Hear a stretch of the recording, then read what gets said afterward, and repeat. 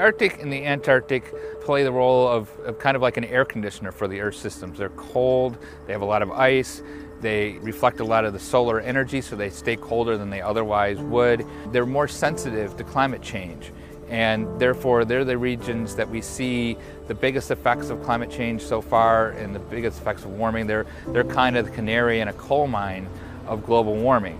This year's Arctic sea ice minimum is in about the top 10 of the lowest that we've seen in the last 3.5 decades. As the global temperature has increased, the temperatures in the Arctic, especially in the past decade, have increased by about 2 to 3 times the global average. And so what's happening is temperatures increase, ice melts.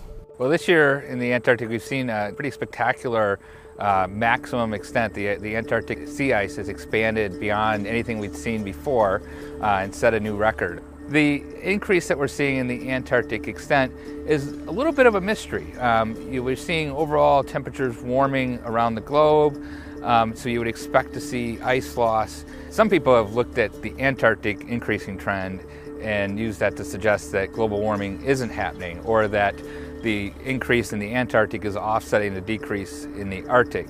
And that's simply not true. If you look at just simply the magnitudes of the changes we're seeing, in the wintertime the Arctic is decreasing about twice as fast as what the Antarctic is increasing. It's important to look at the relationship between the Arctic and the Antarctic, because studying those gives us an indication of what changes we're going to see around the rest of the globe in the future.